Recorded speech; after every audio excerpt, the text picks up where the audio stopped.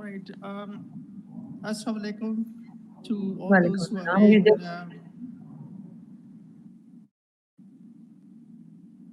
Hello. Assalamu alaikum to all those who are in Pakistan, and hello to everybody else, wherever, any part of the world you are hearing this webinar. So I'm Khalid Iqbal. I'm going to be talking about the challenges and opportunities in higher education during and post-corona pandemic. Corona pandemic, the most likely will be with us for the next maybe even several years, not just one or two, maybe even longer. This is a very unique situation which the world has never ever experienced before. Of course, there have been always natural disasters, and whenever there is natural disasters, the people, the communities, the nations, the world come together, and everybody's come to the rescue and get together and solve the problem. This is a very unique situation where instead of people getting together, what one has to do is to run away from each other because of the highly infectious nature of corona. So, and that has created some very, very unusual circumstances. I mean, the world has never seen these before. Okay, so the most important challenge about corona is, first thing is that it is a long term, and it's not going to be going away in a matter of one semester or two semesters for the universities. Yeah. So I think that's important that that reality has to sink in. Without that reality sinking in, I think people would still be sort of waiting. Oh, it's okay. The epidemic will go away, and then we'll do things as usual. But I'm afraid this is quite unlikely, as best as we can see it from the point of view of its biological nature, from the point of view of the epidemiological nature, infectious nature. So I think this is a very, very important thing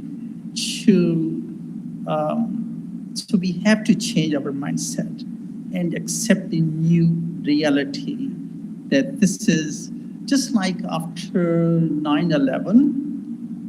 Yeah, it became necessary. It started with of course, with the United States because of security. That all the airports, when anybody want to fly, they have to go through very extensive security checks, going through all these metal detectors, and then even the X-rays machines, and then have our all luggage checked, both carry-on and the checked-in luggage. We have to take our laptops out and everything. So, and we have to take our shoes off to go through these screens. But this has been, it was very, very, it's been, of course, inconvenient and unfortunate, very unfortunate. But now, if you look at the 9/11, that was almost about 20 years ago. Yeah, and still, those practices are now standard all over the world. Yeah, and not just that, that led to every office buildings, every organization having these security doors and everything. It was not limited to the airlines. Same way, the corona, especially the post-corona world, is going to be very, very different. So all these things which are terribly uncomfortable, not very acceptable, but we have to do it. And these are wearing the masks when we are in public. We have to keep social distancing. Yeah. and then use all other precautions. We cannot have the assembly of large number of people, and that's, I'm afraid, that's going to be the post-corona reality. So that is another challenge which we have to be aware of it, so we have to think. So it's not, the most important thing, as I said, is it's not a short term. Please do not count on it that, after, this semester or the next semesters, we'll be able to have our universities open and things will be as usual. No, it's going to be very, very different. And already now, the entire world, starting from the airline industry to the hotels, to businesses, to all the international and national conferences, everything is being changed. All of our scientific meetings, which were going to be held here and there in different parts of the world, they have all been the physical happening of the meetings have been all altered. They are all going into virtual meetings. Just like this webinar today. Had there not been the corona infectious problem, I'm sure the Honorable Vice Chancellor, Dr. Mirza, and the associate, Dr. Farah Khan, I'm sure they would have had this meeting at the premises of the Lahore College for Women University.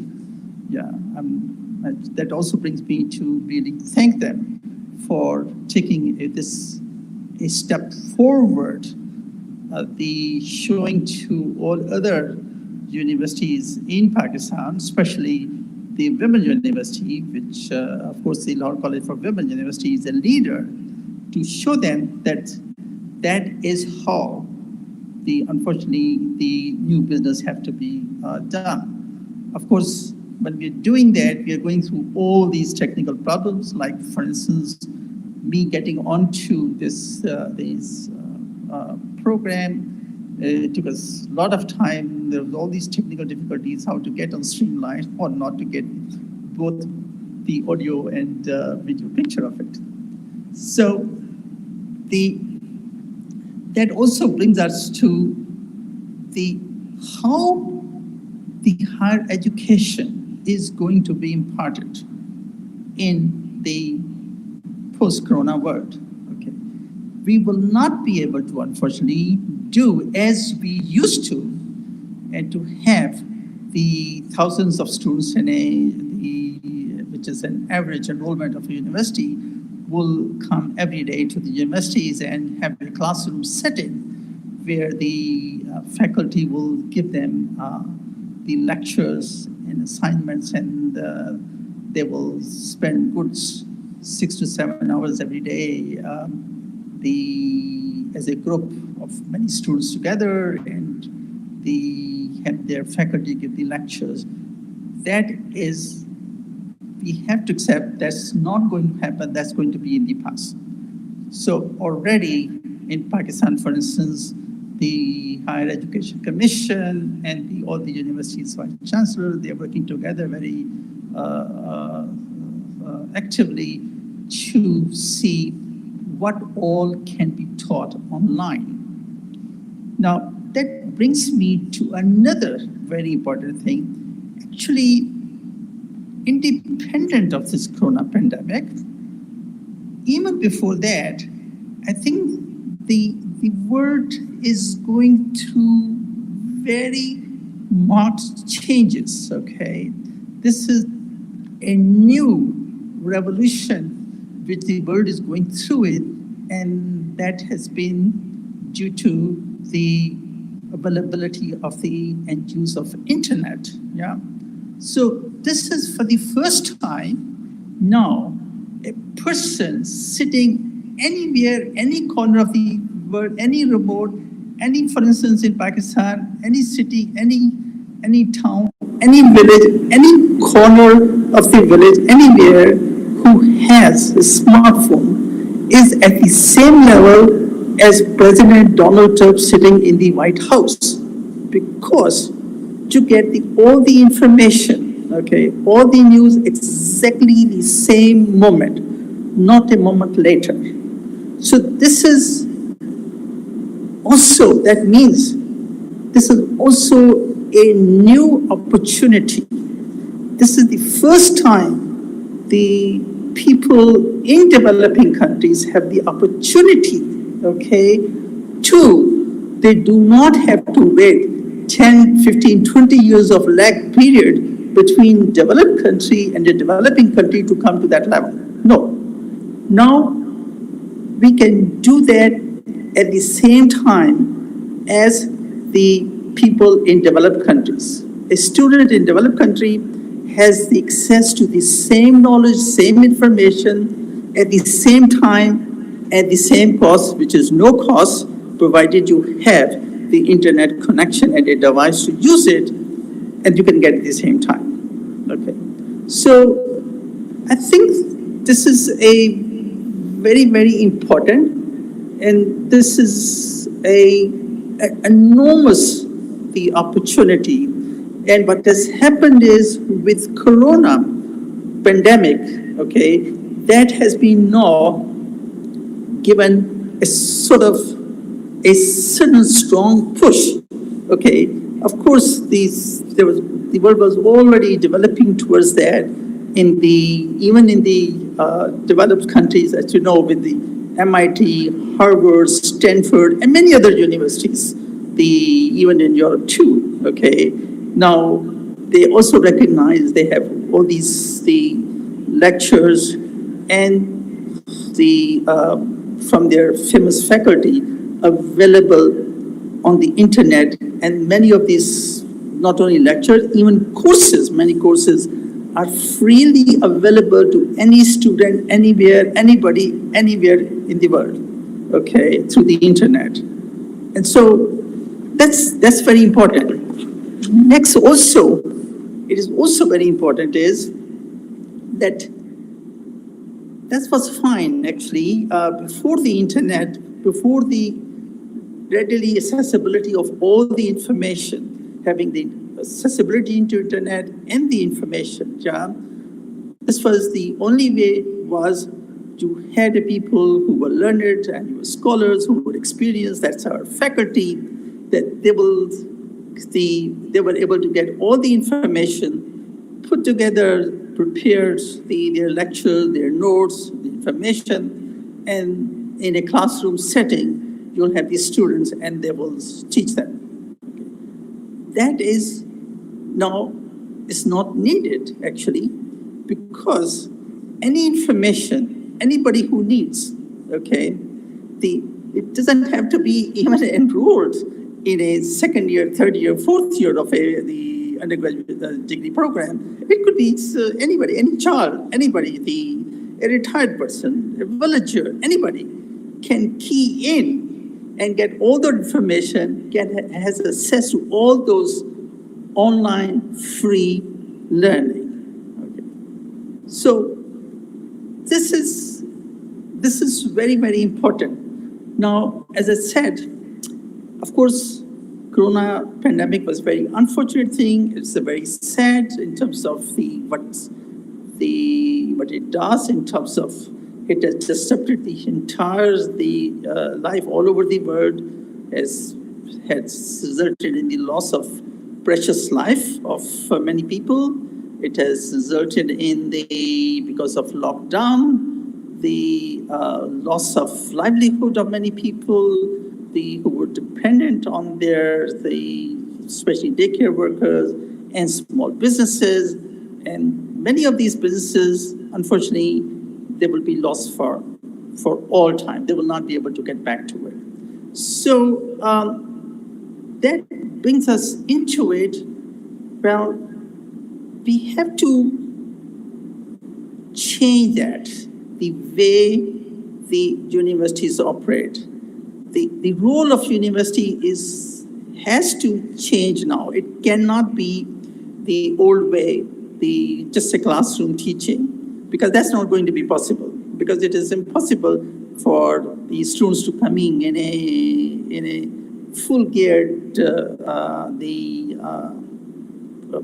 personal protective equipment with masks and everything, and sitting 6 feet apart and keeping their distances, and trying to listen to the lecture, which they can easily do while sitting at home or anywhere. Okay. So the challenge there is, in order to do that, especially for a developing country like Pakistan, okay, that's what I'm saying is going to be possible only. It's possible, yes, for the peoples who are reasonably, for the middle class or even lower middle class, but it's not possible for the economically disadvantaged students and students who come from remote areas of the country. Because if they don't have the internet and they don't have the computers or smartphones sort of thing through which they can access information, so they will not be able to do that, okay? So the way we have to think in terms of it is how we are, so this is a challenge, okay? But we have to think as a society, as a government, and as universities, administrators, to see, okay, for those, fortunately, in most universities, probably it is a minority of students who do not have access to the internet and the devices, the digital devices like laptop or smartphone to get the information. So what we have to think is focus is how we can provide that, okay, use the resources and that also comes to I'll come later to the subject of research, what type of research we have to do. And that is also part of research is how to make internet accessible to those areas, those remote areas where currently we do not have the internet access, okay?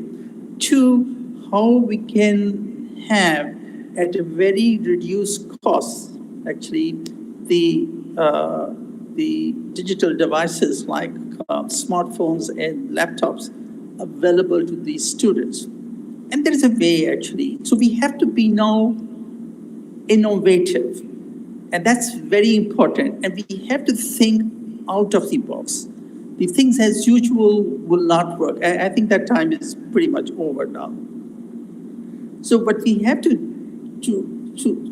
we have to think how we can provide those things. First of all, if you're going to have now the students have access to all the information and knowledge themselves, so what is the role of the faculty? Okay.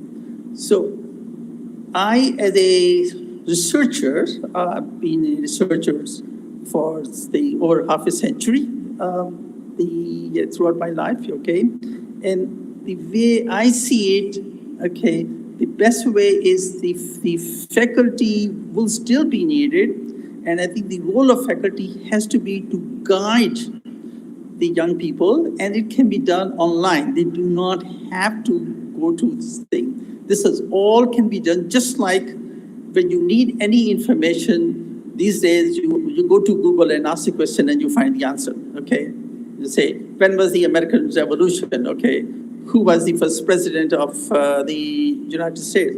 Who was the first, who was the founder of Pakistan? Who was the first prime minister of Pakistan? How was Liaquat Ali Khan's administration ended, okay? What happens to Benazir Bhutto, and so on and so on, okay?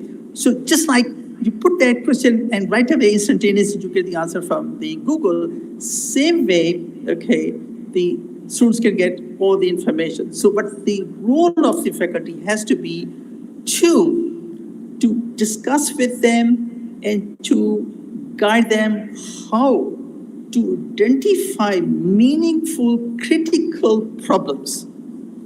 It has to be meaningful, critical problems, okay, which are in the society, which they are experienced in their community, which are at the national level, international levels. What are the various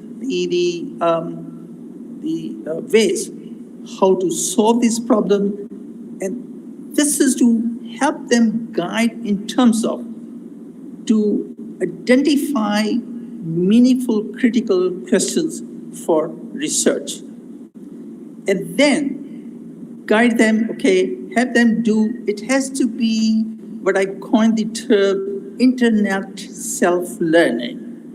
So they have to do, the students will have to go to the internet and do the research themselves, go and whatever search engines is needed and read the literature, put together a presentation, and that will be then presented online again. You don't have to go to university. You don't have to go to any place. Neither the faculty has to go somewhere, nor the students have to go there. This all can be done sitting in your, wherever you are, in your kitchen, in your bedroom, in your living room, in the park, wherever you should be able to do that.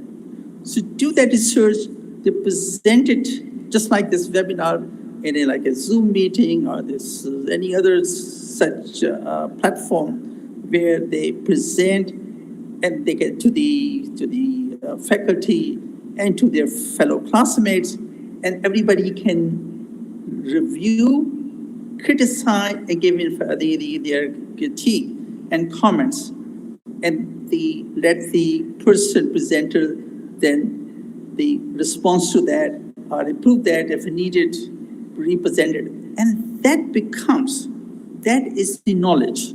So what that will make would be, that will make them critical thinkers. It will create creativity.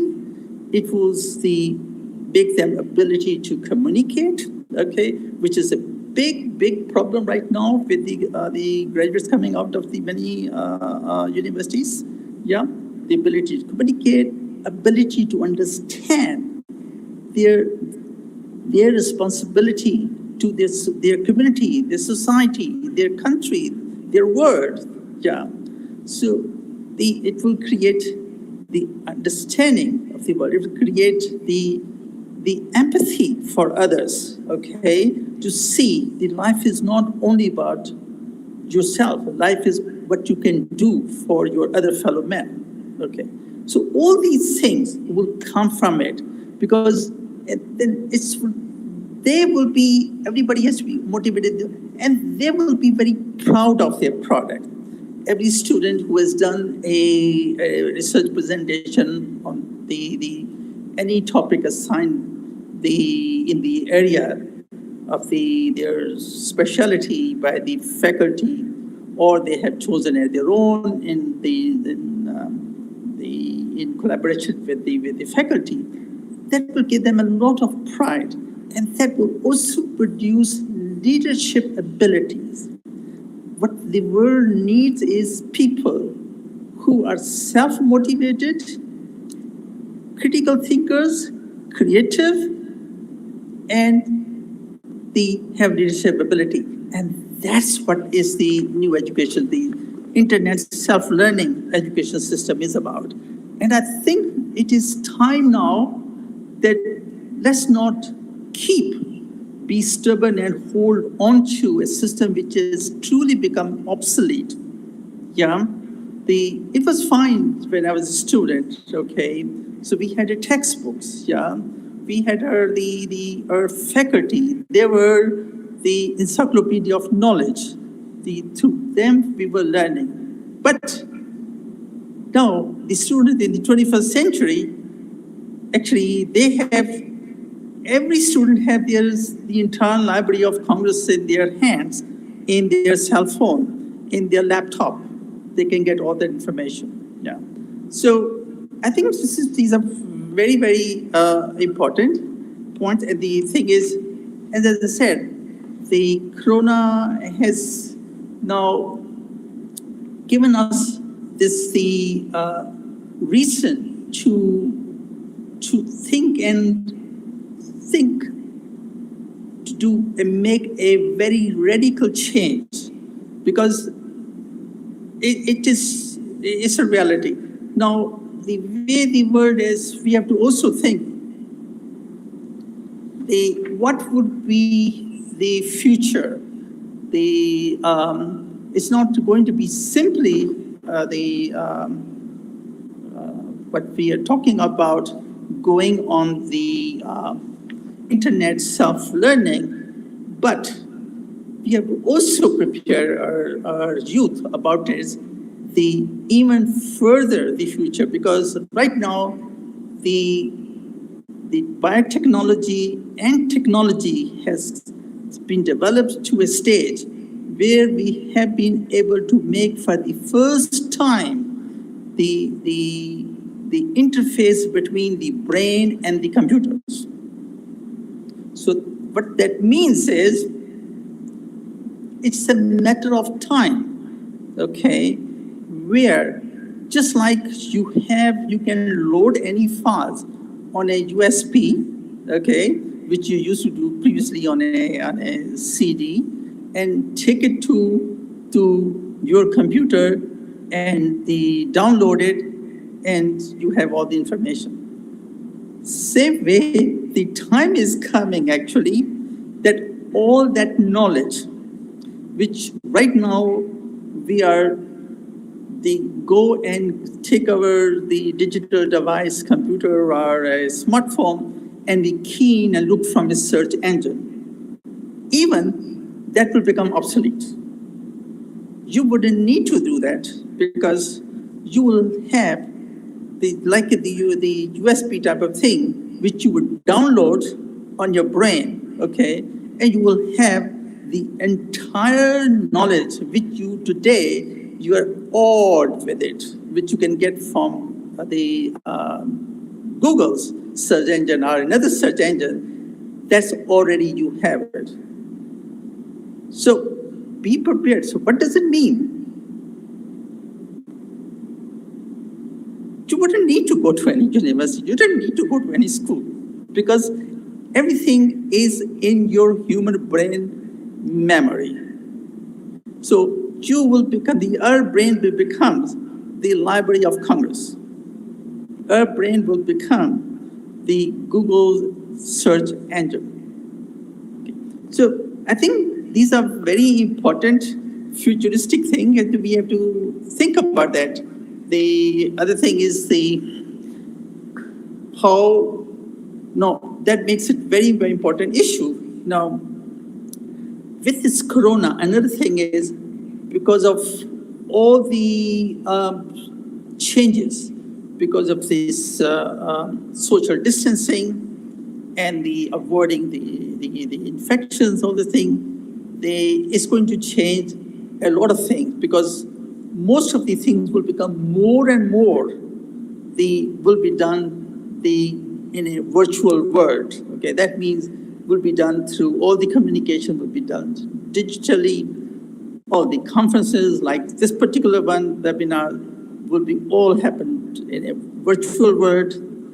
So that means there's going to be millions and millions of loss of jobs. Now, we have to ask ourselves as the administrators of universities and the Higher Education Commission, what are we doing? Are we going to be producing these graduates with the classroom setting of the knowledge from one human brain, which is of course is not anywhere near the information which you can get from a search engine like Google's, or that are we going to produce those graduates, and what are they going to be doing? They're not going to be fit for this world. So how can we justify that to these youth, to their parents, to us, to the society, okay, to produce graduates who will not be able to make their living? We already will have such high unemployment. At the top of it, we are producing more unemployable graduates. So that brings me to another subject. That means we have to know our educational training has to be very different. So it has to be, we have to produce graduates, okay, who are not simply going to come out to get a degree and say, okay, now I got a, BS in biology, or master's in chemistry, or master in English literature, that they are doctorate in the nuclear engineering sort of thing, that I will be able to get a job. No, that may not happen for very many people, unfortunately. So that means we have to train them to be self-sufficient, be creative, to be innovative. That means they have to be to be entrepreneurs. They have to think of their own project, what is needed in their community, what is needed in their town, what is needed in their province, what is in their country, what is needed globally, okay? What are the needs, what are the problems that will be solved, okay?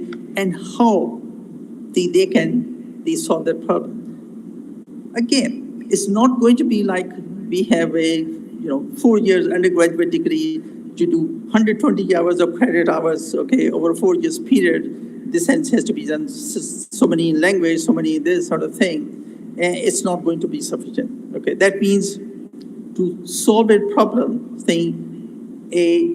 a student has to have the knowledge about that. That means, again, a student has to do research, has to learn, okay, attend whatever the courses, material, or the knowledge wherever it is. So the internet, they have to acquire that knowledge, and because they have to be self-motivated learners. So only self-motivated learners will be able to, as the problems come, they will do research and find solution to it and to be able to solve it. So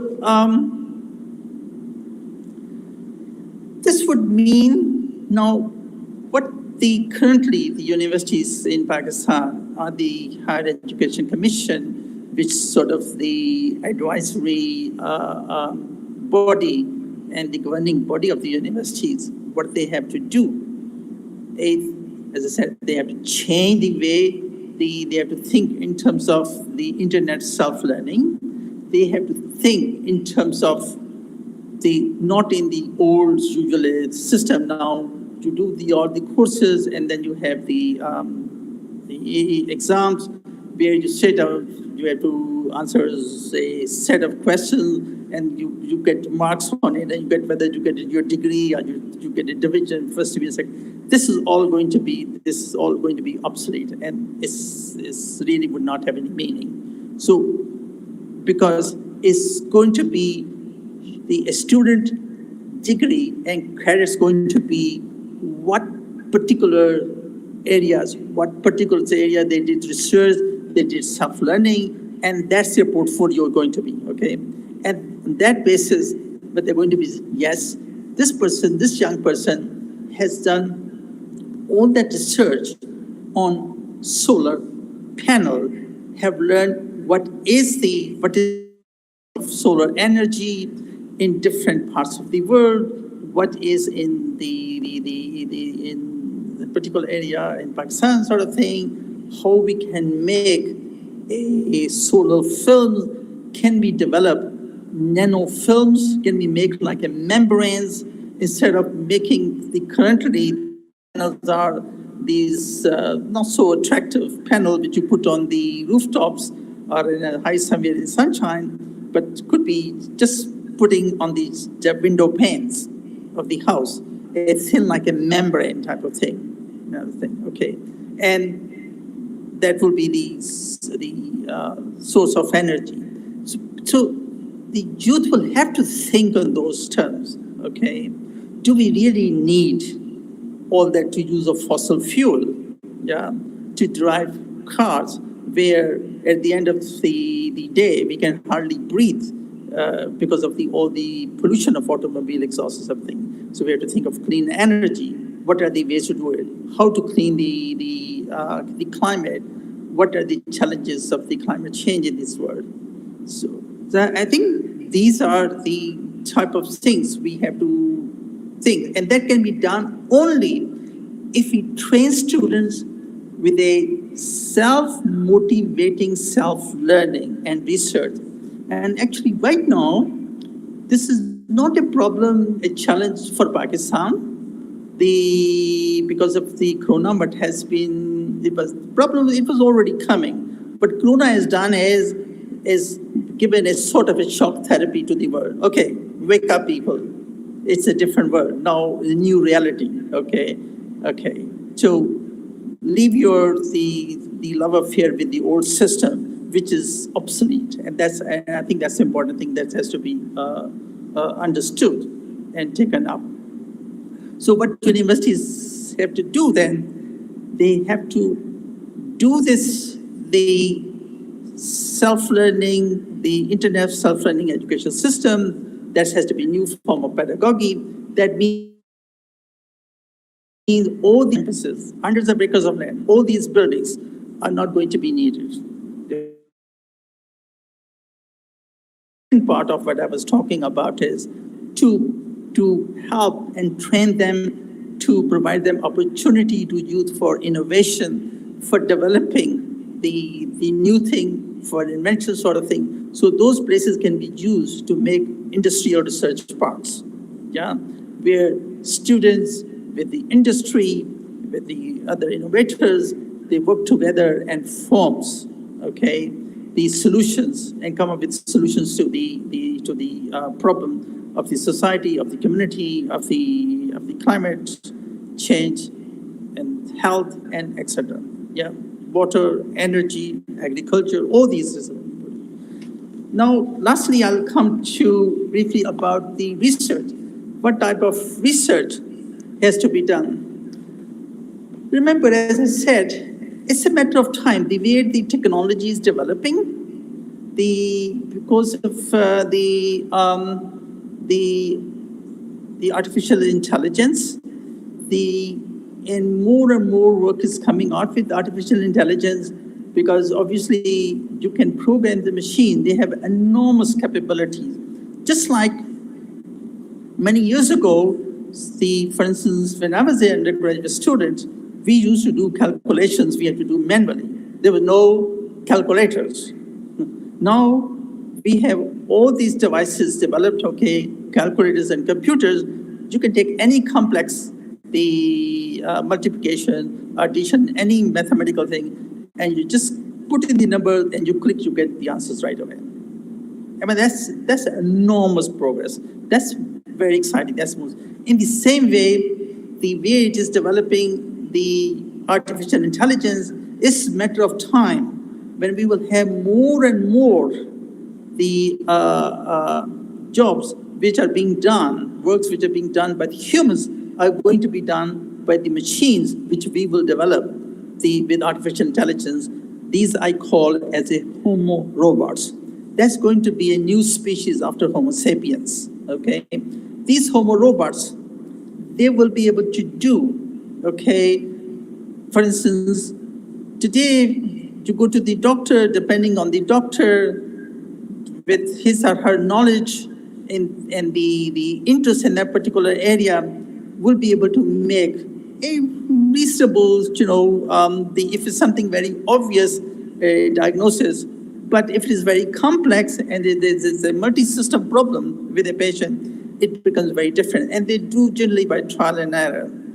Whereas now with the artificial intelligence, the homo doctor will be able to take all the clinical parameters and your clinical history, and within few seconds will be able to give all possible and narrow down which is the most likely the diagnosis and what are the various treatment options.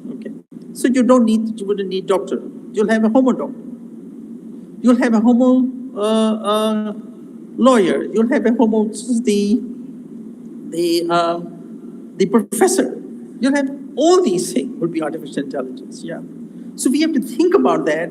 But the most important thing is we have to be prepared for the trend, okay?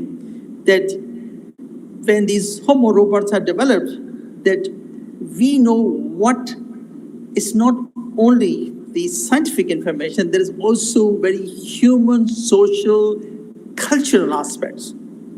Okay, so we want to be also have the homo robot should have those cultural values which we cherish, which we want to have in our society. Okay, so that means we have to do that will be possible only if we are not only thinking in terms of a strict the natural science research, but we have to also think in terms of social science research.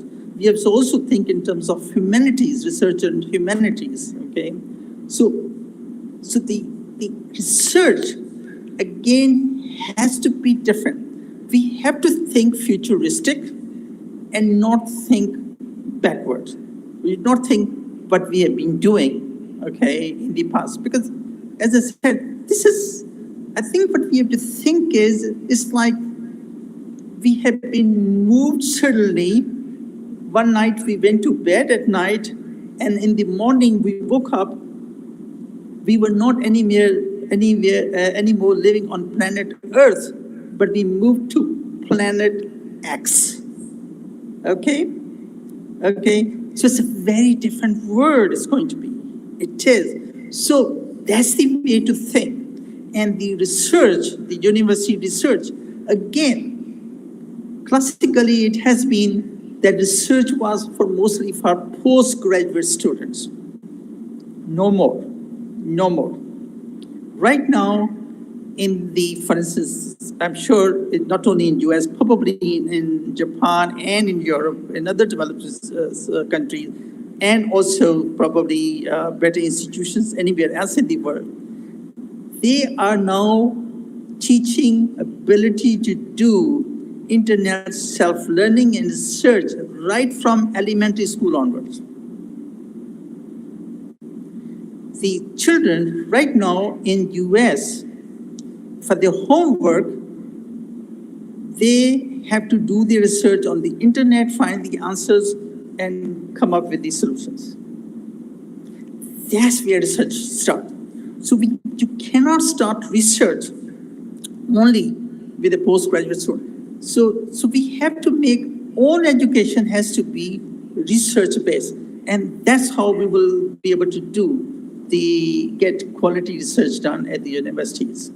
Concerning the more specific area of research concerning the corona, for instance, I think right now the biggest challenge is, so we have to come up with the antiviral drugs, just like antibiotics change the world, the antibiotics were antibacterial drugs, okay?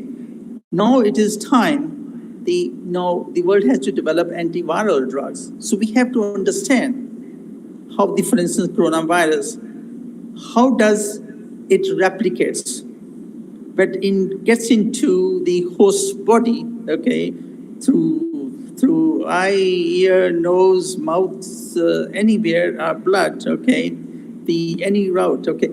How does it, okay, use our body cells to become parasite on it and the replicates, okay. So we have to understand what is the mechanism of its replication and what type of drugs, what type of strategy we can develop we can arrest its replication, okay. And that would not be only for the corona, which is an RNA virus, it will be for all. Once you have that principle, we'll be able to develop for all RNA viruses, similarly for the DNA viruses, yeah.